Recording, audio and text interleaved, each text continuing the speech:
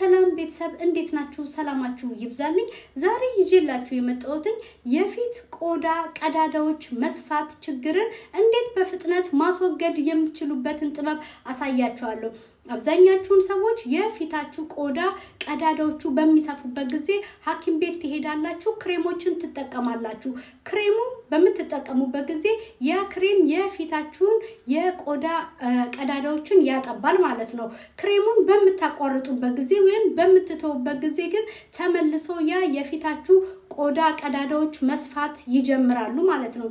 ዛሬ ማሳያችሁ ጥበብ ማንኛውም ሐኪም ቤት ሳትሄዱ ምንም አይነት ወጪ ሳታወጡ ማለት ነው ቤት ውስጥ ብቻ በመታገኙት ነገር ክላል 50 ዮም ወይም በ5 ቀን ውስጥ የፊት ቆዳ መስፋት ችግርን ፈጽማችሁ የምታስወግዱበትን ጥበብ አሳያችኋለሁ። ማየት ማመን ነው። ተጠቀሙበት። እዚህ ጋር ሁለት ነገሮች ያስፈልጓችኋል።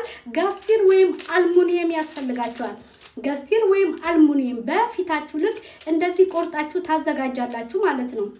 አይን ካዘጋጃችሁ በኋላ እዚህ ጋር ካስተር ኦይል ያስፈልጋችኋል። ካስተር ኦይል ያስፈልጋችኋል ማለት ነው። ከመተኛታችሁ በፊት ካስተር ኦይሉን ትቀቡና ፊታችሁን ማለት ነው። ከተቀባችሁ በኋላ ጋስቲር ወይም አልሙኒየምን በመልበስ ለ15 ደቂቃ ፊታችሁ ላይ ታቆይታላችሁ። ይሄን ብቻ በማድረግ ክላል 50 ዮም በፊት ላይ ያሉ የቆዳ መስፋት ችግርን ፈጽሞ ማስወገድ ትችላላችሁ።